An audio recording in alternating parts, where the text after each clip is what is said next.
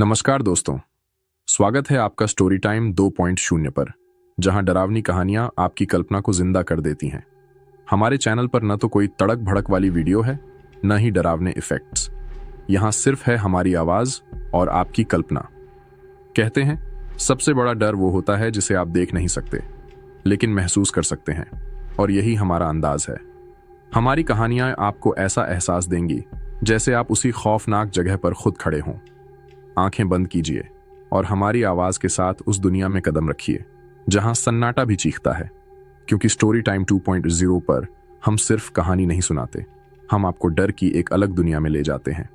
तो अपने अपने ईयरफोन्स कानों में लगाइए, लाइट्स बंद कीजिए और इस ऑडियो एक्सपीरियंस का मजा लीजिए। कहानी एक रात की है जब अजय, जो एक रेलवे कर्मचारी था, रात की ड्यूटी पर था। उसे मालगाड़ी की निगरानी के लिए एक सुनसान स्टेशन पर भेजा गया था। स्टेशन का नाम था कालीपुर जंक्शन, जो लगभग 30 साल से वीरान पड़ा था।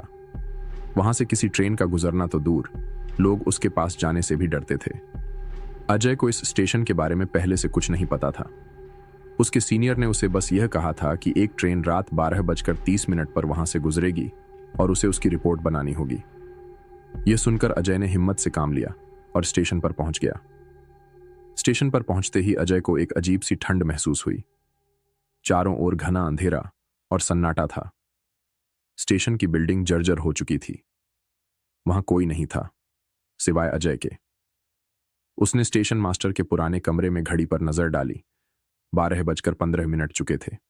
कुछ देर बाद उसे पटरी पर किसी भारी ट्रेन के आने की आवाज सुनाई दी। पहले उसने सोचा कि यह सामान्य है, लेकिन जैसे जैसे आवाज करीब आने लगी, उसे महसूस हुआ कि ट्रेन की गति सामान्य से ज्यादा तेज है। अजय ने बाहर आकर देखा तो उसकी आंखें फटी की फटी रह गईं।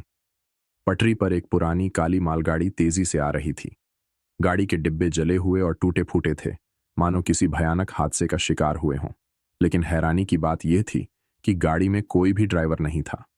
डिब्बों की खिड़कियों से अंदर झांकने पर उसने देखा कि उनमें जले हुए, विकृत चेहरों वाले साए बैठे हुए थे, जो उसकी तरफ देख रहे थे। अचानक गाड़ी स्टेशन पर रुक गई। उसे ठंडी हवा का ऐसा झोंका निकला जैसे किसी ने अजय की आत्मा को चीर दिया हो। तभी गाड़ी के एक डिब्बे का दरवाजा अपने आप खुला और एक आवाज गूंजी, आओ, हमारा हिस्सा पूरा करो। अजय को समझ नहीं आया कि वह क्या करे। उसकी सांसें तेज हो गईं और पैर जम गए। तभी एक लंबा साया गाड़ी से बाहर निकला। उसका चेहरा इंसानों जैसा नहीं था। आंखों की जगह गहरे काले गड्ढे और मुंह से आग की लपटें निकल रही थीं।